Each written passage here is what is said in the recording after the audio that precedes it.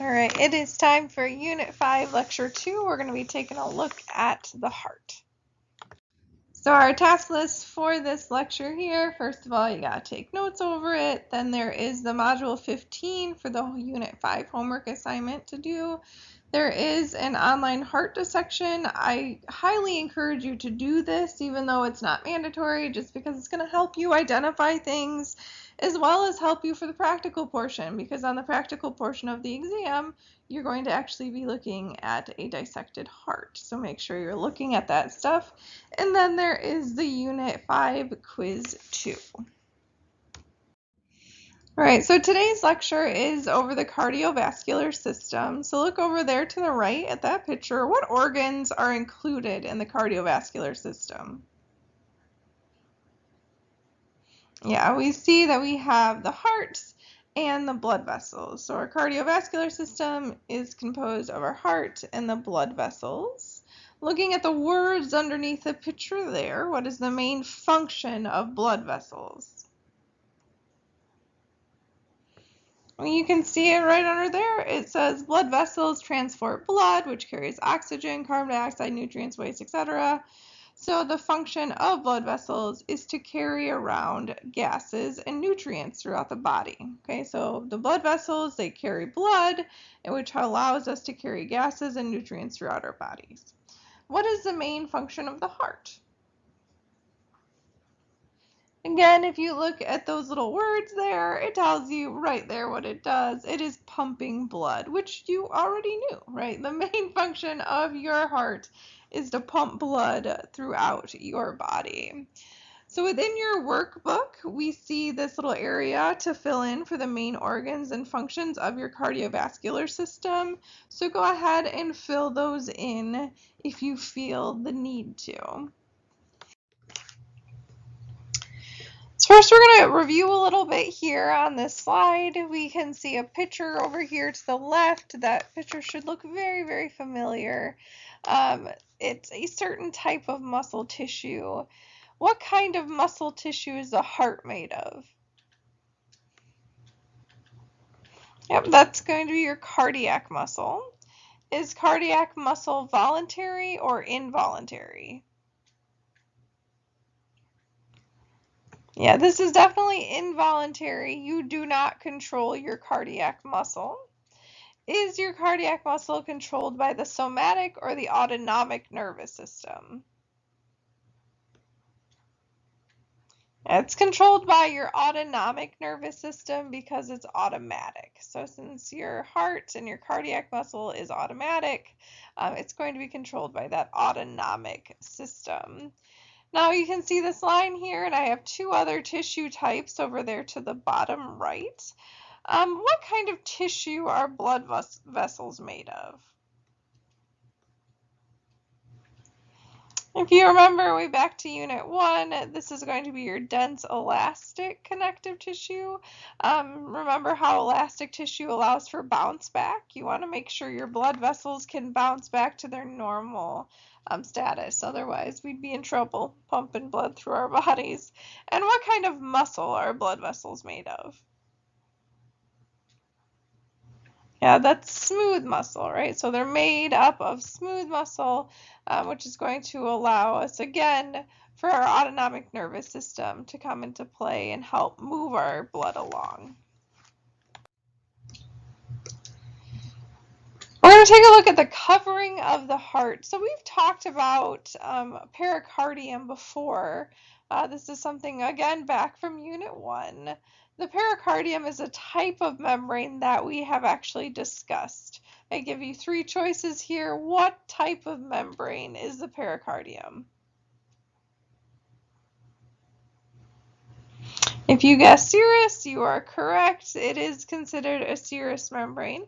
We're going to talk a little bit more about this on the next slide. Looking over here again at these figures and these pictures, how many layers are there in a serous membrane? Well, when you look over here, you see 1, 2, 3 layers. So there are 3 layers in a serous membrane. Which layer is actually touching the heart here? And you can see here that this actually touching the heart is the visceral one. So you can see, I'll box it here. So the visceral pericardium is actually touching the heart. So remember how we said visceral? Your visceral thing is very personal. It gets all up in your business, right? So your visceral pericardium is actually touching the heart. Which layer is the outermost portion of the pericardium? Yep, that is going to be your parietal pericardium. So this stuff right here, so your parietal pericardium is the outermost. It is the most superficial portion of our pericardium. And then we have a layer that's going to be filled with fluid. What's the layer that's filled with fluid? Yep, that's going to be that cavity portion. So the cavity portion is filled with fluid. And you have your visceral and your parietal. Hopefully this was kind of review and something that you remembered from Unit 1. We know that the covering around the heart is to help to protect it and make sure that it stays safe.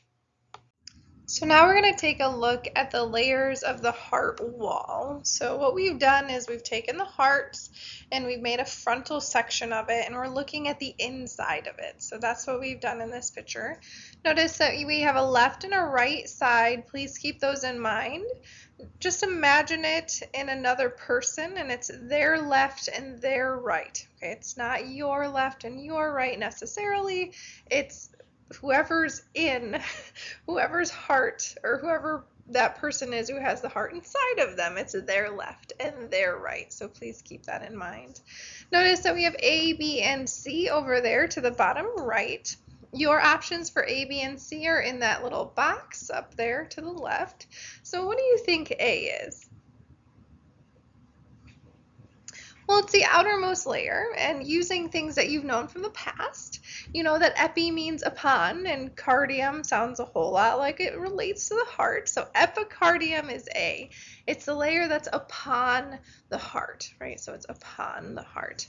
What would B be? I'll give you a little hint.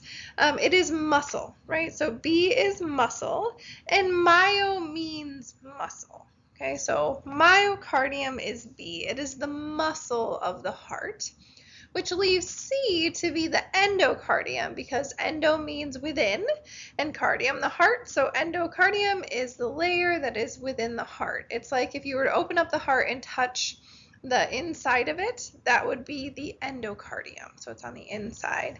Now, also remember that we have this pericardium that surrounds the heart, right? So we have a pericardium that surrounds the heart.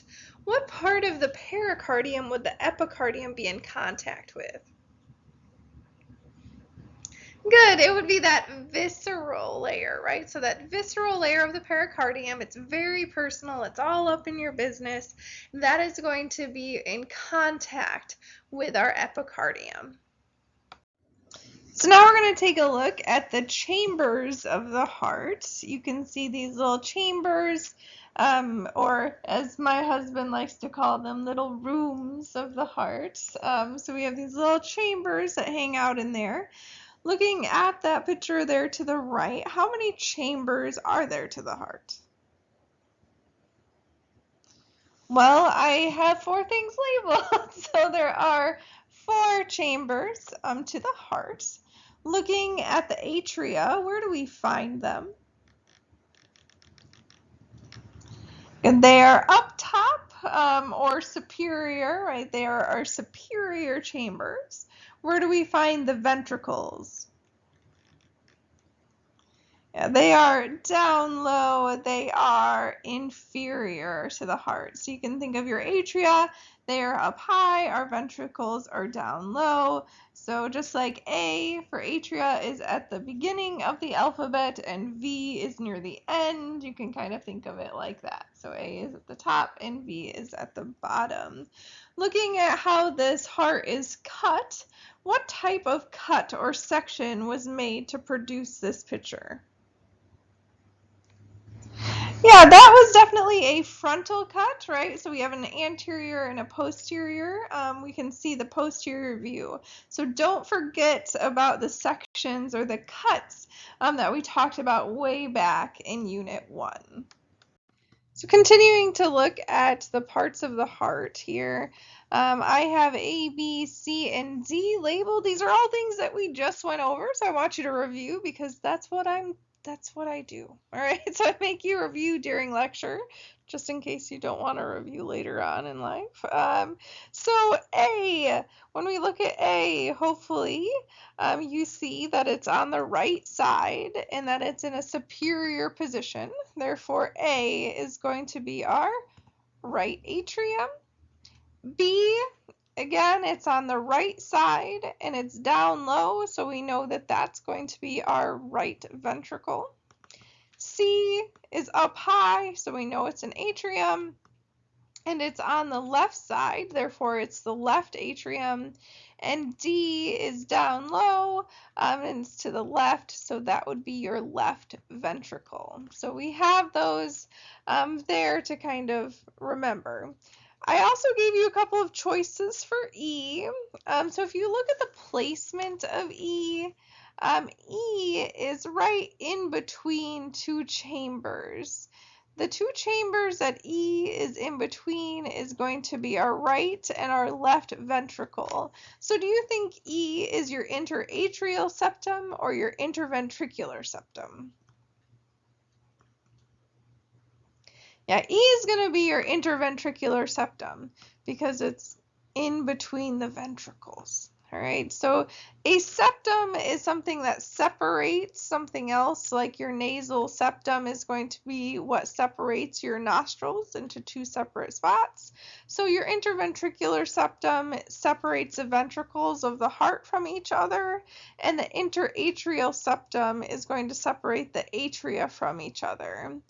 These structures are just named this way because they're found either in between the atria or in between the ventricles. Taking a look at the valves of the heart now. The valves are essentially there to make sure that blood travels appropriately through the heart. So we do have a couple of different valves. We have 4 of them that we're going to take a look at. We have the bicuspid and the tricuspid valves that we're going to look at first. So the tricuspid and the bicuspid, also known as the mitral valve, are considered AV valves. Can you take a guess as to why they would be considered AV valves? So if you guessed it's because they're found in between the atria and the ventricles, you're 100% correct. We find the tricuspid valve between the atria and the ventricles over on our right side, and we find the bicuspid valve in between our atria and the ventricles on the left side. So I kind of just gave you a huge hint for the next question unintentionally. So which valve is on the right side of the heart? And that's going to be your tricuspid valve. So your tricuspid valve is on the right side. And which valve is on the left side? It's going to be your bicuspid or your mitral valve. To kind of help you remember this, that your tricuspid valve is on the right and your bicuspid / mitral valve is on the left, I always remember this by saying that the left has less. So the left has less. We know that tri means 3. We know that bi means 2. Therefore, the right side has a valve with 3 flaps, and the left side has a valve with 2 flaps. Therefore, the left has less. Hopefully that will help you remember which side has which valve. All right, reviewing instantly. Got to keep this stuff in your brain, right? So we have A and we have B labeled. What is A? Well, A is hanging out over there on the left side, so A is going to be our bicuspid / mitral valve. And B is hanging out on the right side, which is going to be our tricuspid valve. Looking here, we also have this thing called a pulmonary semilunar valve. The semilunar valves are named that way because they kind of look like little half moons when you look at them, like little half moons, therefore they're semilunar. But where do we find the pulmonary semilunar valve in what chamber of the heart? Now we find them over here on the right side. We find them in the right ventricle. Okay, so your pulmonary semilunar valve is hanging out in the right ventricle. When you look at the name of the pulmonary semilunar valve, hopefully pulmonary makes you think of an organ that we have in our body. What does our pulmonary semilunar valve lead to? The lungs, right? So the lungs, anything with pulmonary in it is going to have something to do with the lungs. So the pulmonary semilunar valve is going to lead it to the lungs. Again, label as you go. This is all right, instant review. Here we go. What does A represent? Yep, A is going to represent our pulmonary semilunar valve. Right to the lungs. It's got that little half moon shape to it, so that is our pulmonary semilunar valve. Notice we also have an aortic semilunar valve. So the aortic semilunar valve is in a slightly different location. What chamber of the heart, or where do we find that aortic semilunar valve? Yeah, that's going to be found in the other ventricle. That's found in our left ventricle. So the left ventricle is going to house that aortic semilunar valve.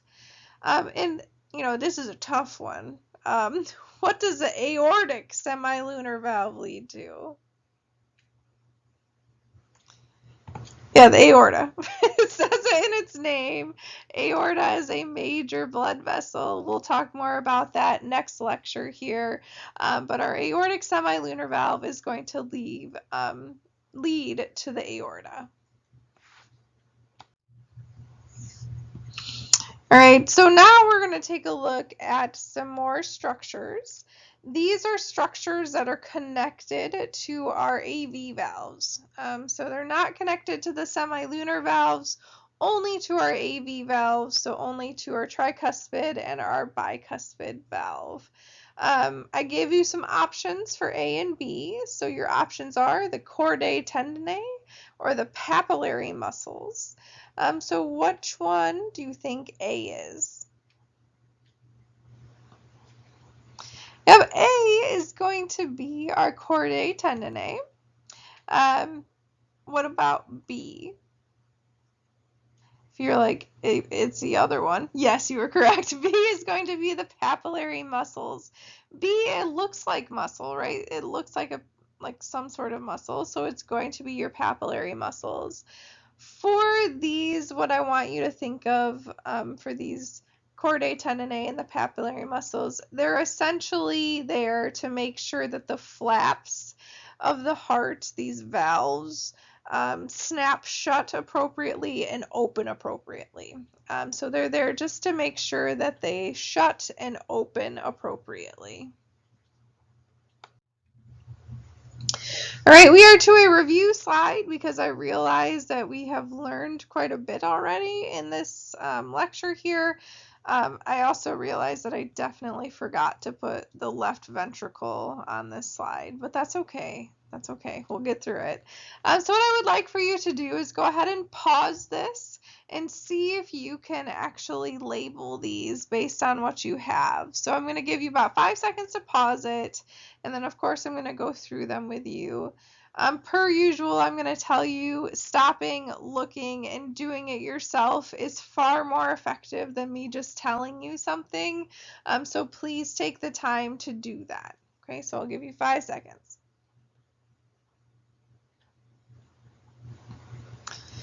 All right, we're going to take a look here. We're going to start with A. A is on the right side of the heart. and it's a chamber and it's up high, so A is going to be our right atrium. B is a valve in between an atria and a ventricle, and that's on, again, our right side. So that is going to be our tricuspid valve.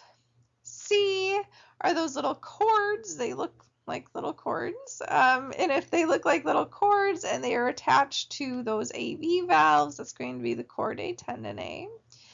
D are those muscles. We call those papillary muscles.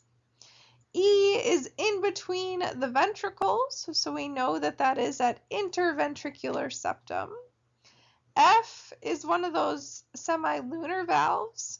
It's actually hanging out in our right ventricle, so we know that that is the pulmonary semilunar valve.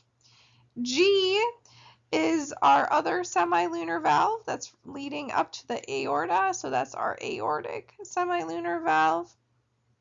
H is a valve that is on the left side in between the atria and the ventricles, so that is going to be our bicuspid or our mitral valve.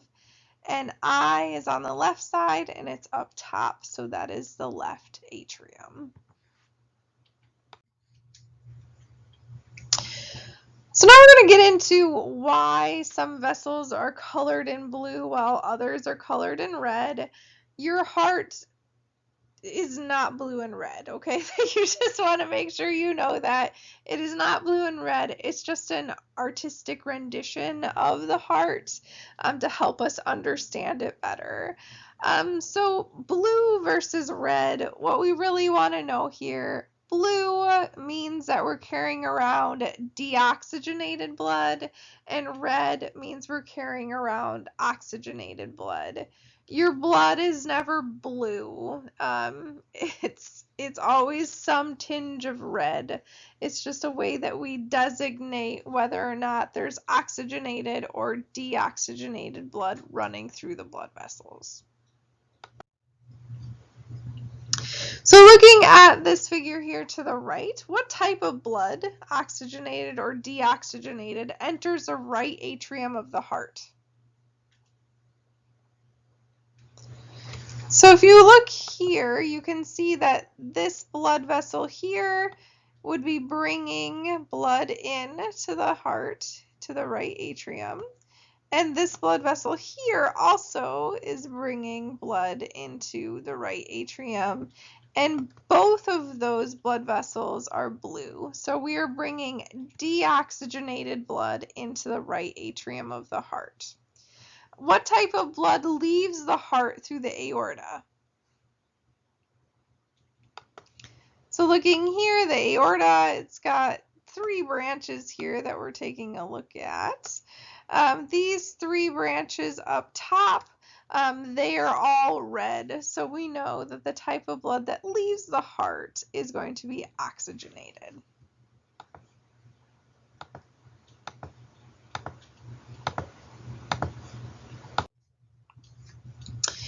All right, so what we're taking a look at here, we want to know the difference between the arteries and the veins.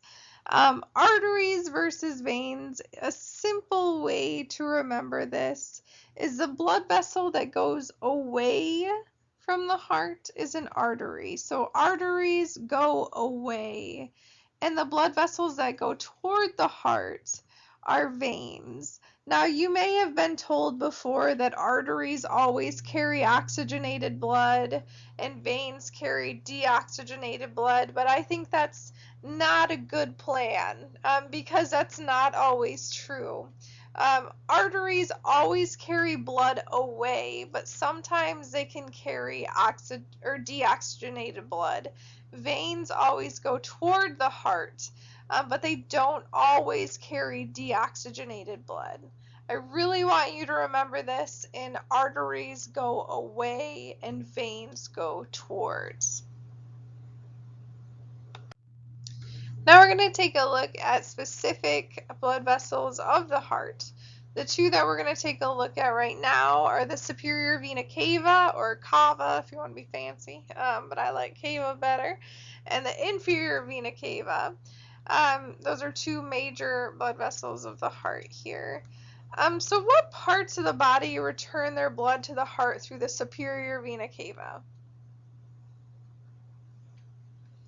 So if you think about where this is located, it's above the heart. So really the things that are going to dump their blood into the heart through the superior vena cava are going to be parts of the body that are above the heart, right? So things that are above the heart are going to actually return their blood through the superior vena cava.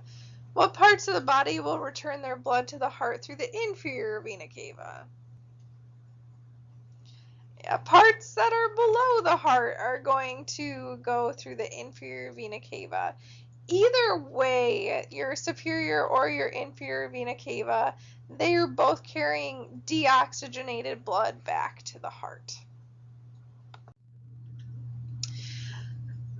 What kind of blood runs through our superior and our inferior vena cavas? Just told you that, right? That's going to be our deoxygenated blood. We can see that those blood vessels are both blue, which is indicating that they carry around deoxygenated blood. You can see that these are also going to be dumping their contents into something right here. So as we follow it through, our inferior vena cava and our superior vena cava both dump into the same chamber. So what chamber of the heart do they dump their contents into? Yeah, it's that right atrium. Really, you can definitely expect to see this on the exam. All of our deoxygenated blood that's coming back from the body to the heart dumps into the right atrium. Your right atrium is what gets deoxygenated blood from the heart. I'd probably write that one down if I were you. It's probably on a quiz. I'm sure it is. It might be on an exam as well. So now we're going to take a look at a couple of blood vessels here. Notice how I have the pulmonary artery and the pulmonary vein kind of boxed out. We see that they're labeled on two sides of the heart. That's because we have two lungs. So we have two lungs that are going to have to have arteries and veins going to and from them. So looking at the colors of the vessels, we should be able to kind of figure out what's bringing what where. So what brings deoxygenated blood to the lungs? Yeah, it's going to be our pulmonary arteries. So you can see that we have two pulmonary arteries that are going to go out and bring deoxygenated blood to the lungs. That deoxygenated blood is going to actually get oxygenated by the lungs. So coming back from the lungs, we're going to have this oxygenated blood. So what brings oxygenated blood back to the heart? Good, that is the pulmonary veins. You can see here that we have 4 pulmonary veins labeled. Again, that means that we're getting 2 from the lungs, from each lung. So we have pulmonary arteries and pulmonary veins. We do have multiples of these because of the fact that we have 2 lungs. So now we're taking a look at the pulmonary trunk. We can see right here that the pulmonary trunk is kind of an outlier because we don't call it a vein or an artery, right? It's just called a pulmonary trunk. So I asked you the question that's already kind of answered for you here. What connects the right ventricle to the pulmonary artery? Yeah, the pulmonary trunk. All right, so the pulmonary trunk is connecting our right ventricle to our pulmonary artery. So what kind of blood goes through the pulmonary trunk? We can see that it's colored in blue, therefore we know that that is deoxygenated blood that's going through the pulmonary trunk. So think of your pulmonary trunk like a tree trunk that branches. Okay, that's exactly what a pulmonary trunk does. It is a tree trunk and then it branches into pulmonary arteries. Now Now we're going to look at the aorta. Looking at the color of that aorta there, what kind of blood does the aorta carry? It carries oxygenated blood. Where is the aorta taking the blood? Out to the body, to the entire body. The only place that your aorta is not carrying blood is going to be the lungs. It's going everywhere else, all right? So it's bringing it all over the place. Which ventricle has to pump blood out through the aorta? So if you look down here, as you trace through where blood is going, you see that you have your aortic semilunar valve right here that I'm outlining in green. Your left ventricle has to pump blood through the aortic semilunar valve and out through the aorta. So your left side is going to be pumping blood through the aorta. Which ventricle is bigger, our right or our left?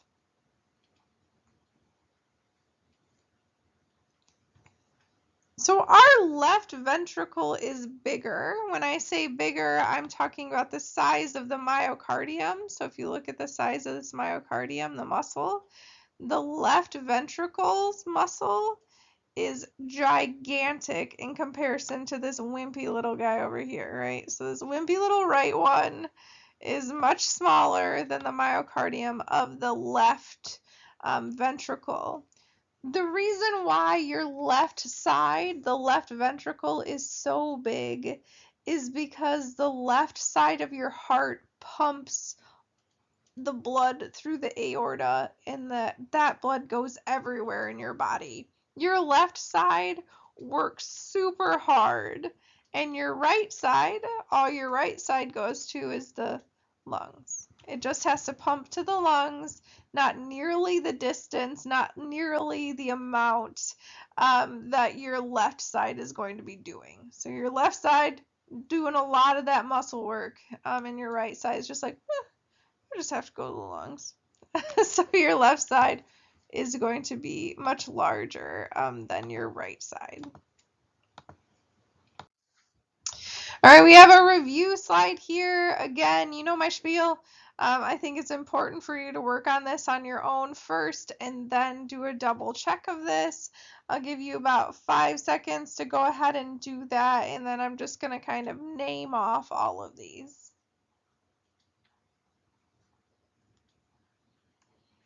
All right, we're going to start with A. A is the aorta. B is the pulmonary artery. C is the superior vena cava. D is going to be your pulmonary veins. E is the tricuspid valve. F is the inferior vena cava. G is the chordae tendineae. H is the papillary muscle.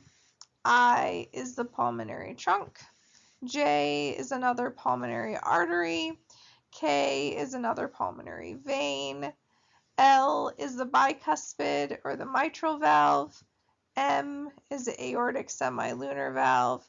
And N is your pulmonary semilunar valve.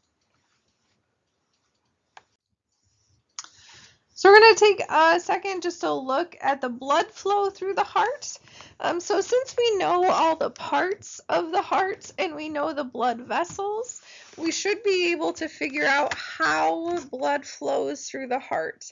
Using this picture over here to the right and the arrows that it has, we're going to start at the right atrium and we're going to go through the body. So let's go ahead and take a look at that. Starting at the right atrium, right here at that right atrium, we first have to make it through this valve. So right atrium through this valve, the first valve we encounter is going to be that tricuspid valve. Right, the tricuspid valve is on the right. Then we're going to hit the right ventricle right here.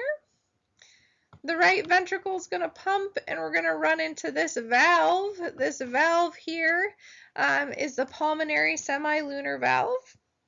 The pulmonary semilunar valve is then going to lead us to the pulmonary trunk, which leads us to the pulmonary arteries. Remember, arteries go away, right? Pulmonary means lungs. So we have arteries that are going to go towards the lungs. Now notice our deoxygenated blood becomes oxygenated by the lungs on both sides. So we can kind of trace that here. And we're going to end up going back through these here. These are going to be our pulmonary veins. Remember, veins go back towards the heart. So they go back towards the heart. And our pulmonary veins are going to enter right here. So these pulmonary veins enter here. That's going to be our left atrium.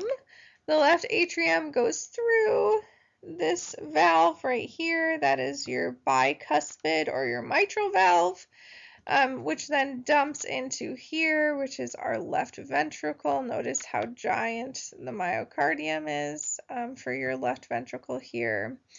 After your left ventricle, you are then going to go through the aortic semilunar valve, which is right there, and then up through the aorta and out to the body. So you'll go all the way out to the body, all the different ways you can go. So you can see us going out to the body.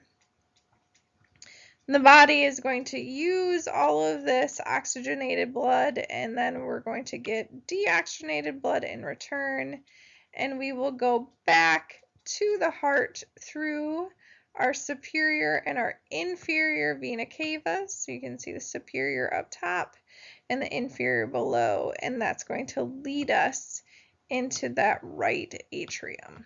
Okay, so that's the blood flow through the body. Hopefully you could see that. It would be a good idea to write all of that down. I have it here. So right atrium all the way to right atrium again.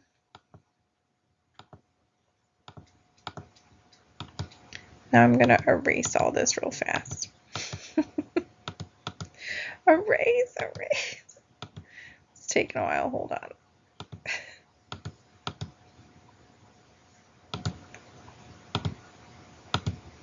There we go. I'm almost done erasing. Hold on.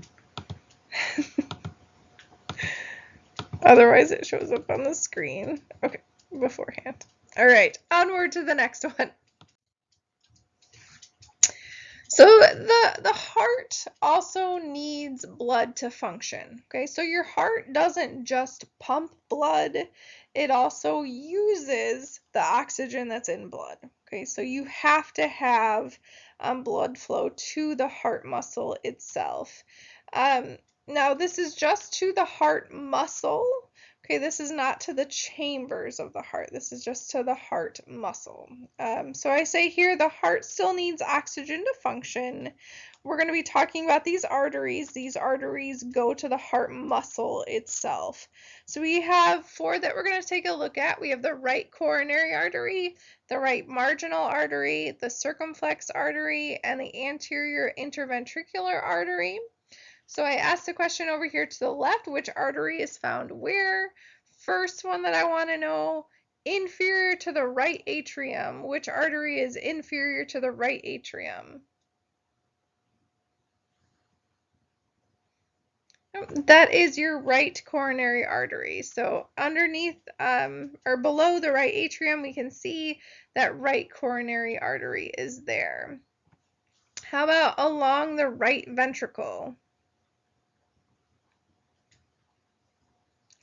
Along the right ventricle, we find the right marginal artery. So the right marginal artery is along the right ventricle.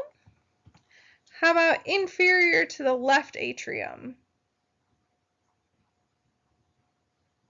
That is going to be your circumflex artery. You can see that over there on that left side of the heart.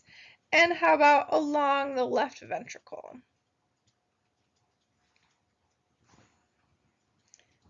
These are the anterior interventricular artery. These arteries are going to be sitting in sulcus structures, which you'll see when we look at the dissection videos. So that's where we find them. Again, these are just there to give the heart muscle oxygen. So now we also have a backside to the heart here. We're looking at the posterior interventricular artery. It's named this way because we know where it's at, right? Why would we name this artery this? Because it's on the posterior side and it's in between the ventricles.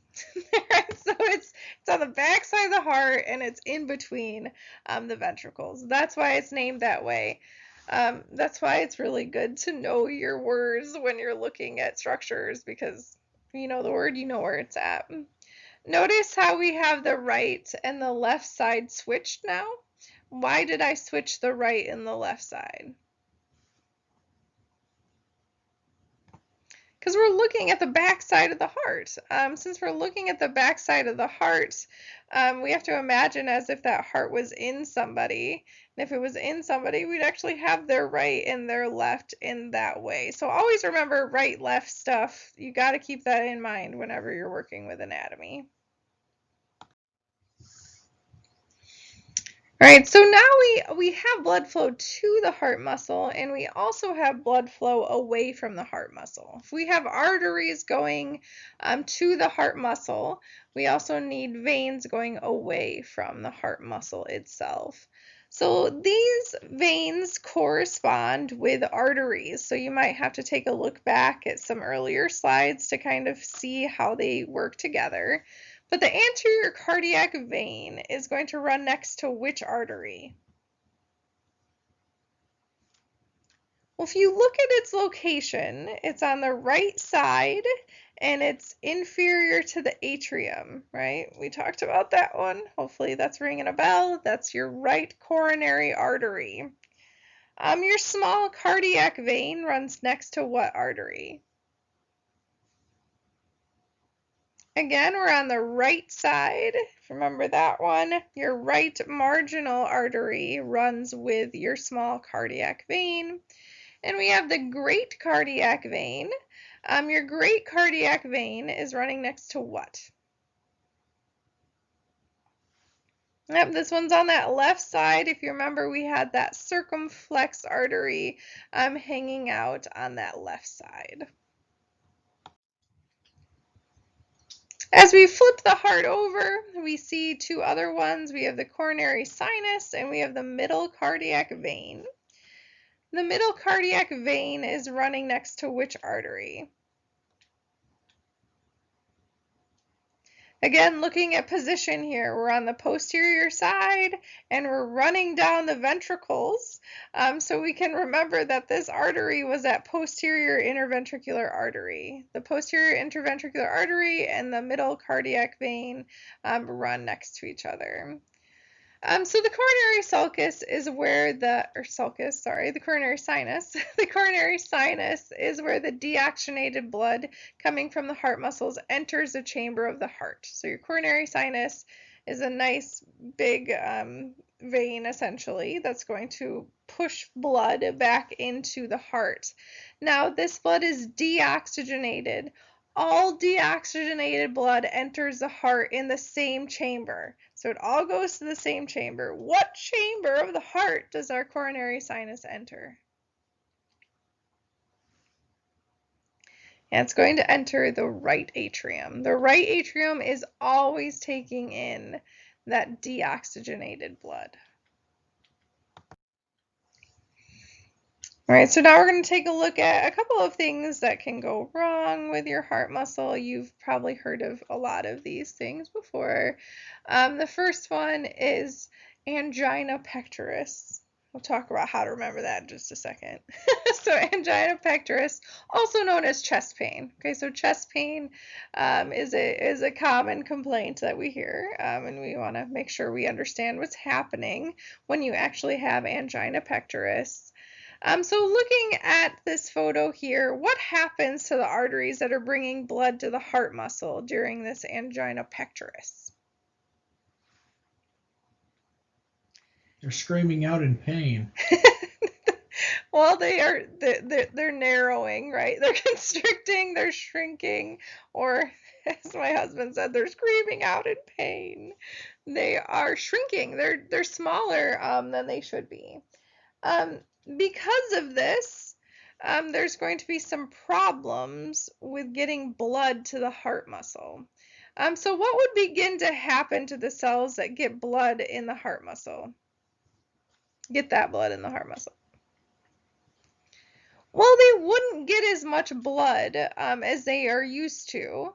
And if they don't get enough blood, they're going to start getting weak and their function is going to decrease, which is going to have them, basically, they're going to start trying to die on us. Well, they do die. And as they start to die, they're going to start releasing lots of stuff that's going to cause pain.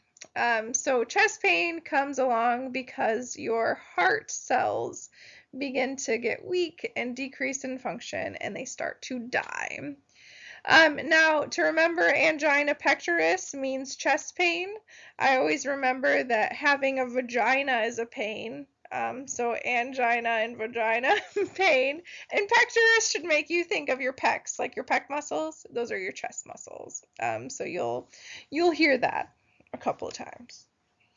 All right, now we're looking at a myocardial infarction. You probably heard of an MI before. An MI is a myocardial infarction. That is a heart attack. Okay, so you've probably heard of heart attacks in the past. Just a bit of a review. What does myo mean?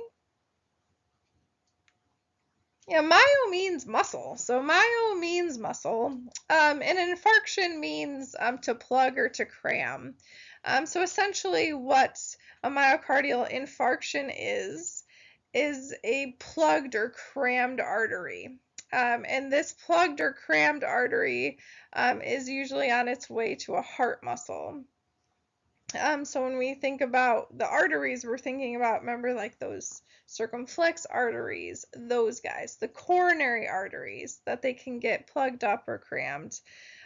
So when we look at a myocardial infarction, what we have are blood vessels that are getting plugged and not enough blood reaches the heart tissue. So as the blood that's supposed to reach the heart tissues doesn't get there, the cells begin to die. Now, if you have heart cells dying, are they going to do their job?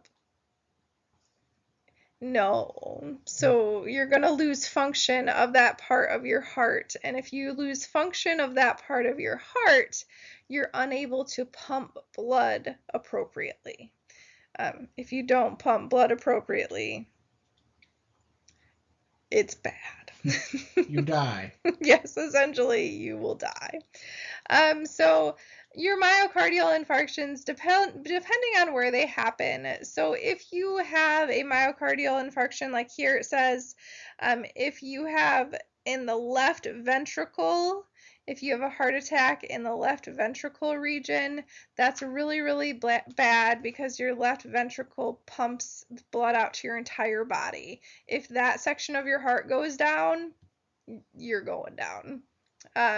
Other parts are less serious, but still a big deal. Like, we have to take care of those. So hopefully that makes sense as to what's going on with both your angina pectoris and your myocardial infarctions. So looking at the size of the heart, one more time, kind of giving you a better view of this. What part of the body does a left ventricle pump blood to? Everything except for the lungs, right? So your left ventricle is pumping blood to everything but the lungs. What part of the body does a right ventricle pump blood to? Yeah, just the lungs, only the lungs. The right is only pumping blood to the lungs. So which ventricle contains the thicker myocardium? The left side. And the left side contains the thicker myocardium because it has to pump a greater distance than that right side, right? A much greater distance, so it has to be bigger. All right, last thing to look at is going to be excitation of the heart. So excitation of the heart is essentially the electrical current that causes our heart to beat. That's essentially what we're looking at here. So we're going to be looking at an impulse that's going to start our heart to pumping. So when we look here at number 1, we can see where does the impulse first generate in the heart. Yep, I just boxed it here. That's going to be your sinoatrial node or the SA node. We have a different name for the SA node. What do we call it?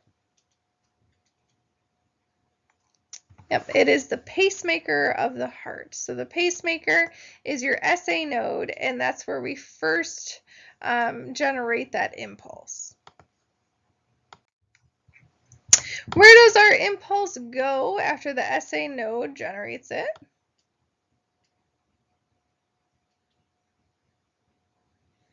All right, I just boxed up number 2.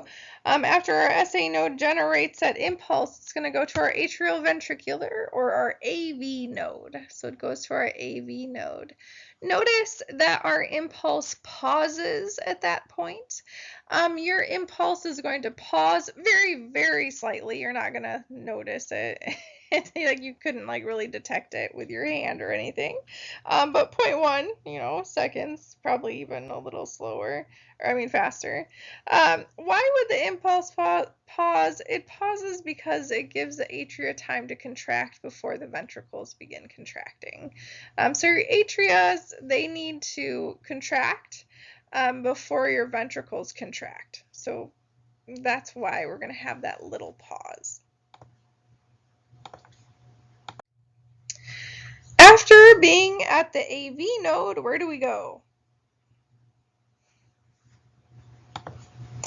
We go here to number 3. So after our AV node, we go to the atrioventricular bundle or the AV bundle.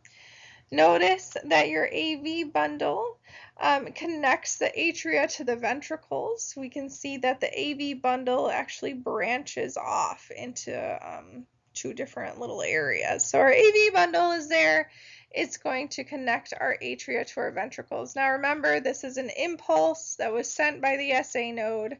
So we go from the SA node to the AV node, then we go to the AV bundle. Where does the signal go after it reaches the AV bundle? So we're on to number 4 here. We can see with number 4 that we're going to go to the bundle branches. So our bundle branches, our AV bundle, it branches into these 2 separate parts. Where do the bundle branches conduct that impulse? Yeah, so they are going to conduct the impulse through the interventricular septum. So we're going to go through the interventricular septum, and then we're going to continue to move onward. And we have made it to the final step in the excitation of the heart. We can see after we go through the interventricular septum, we end up here at number 5.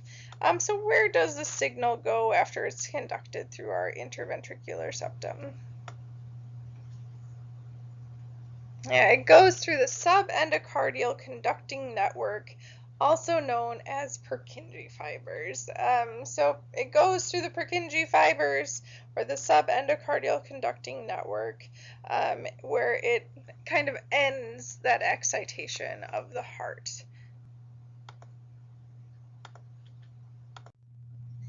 All right, so I have a couple of statements here to kind of help you with the excitation of the heart. I would like for you to pause here and look at these and try to answer them before I answer them. I'll give you about 5 seconds to do that, and then I will go through them with you.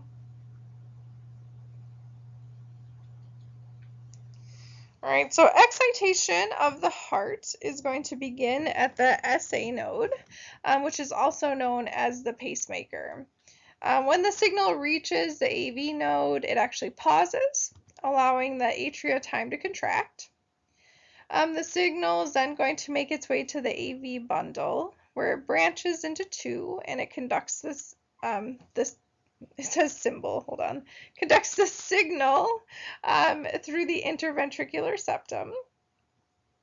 The signal then makes its way through that subendocardial conducting network, which is known as the Purkinje fibers. And then excitation will begin once again at the SA node and restart. I'm going to go through and change that word symbol to signal, and then you won't even see it, and you'll be so confused by what I'm saying right now. All right, we made it to the end of the heart lecture here. So your Unit 5 homework assignment, Module 15, is something that you can work on here to help you understand. There is that online heart dissection, and then make sure that you get the Unit 5 quiz 2 done.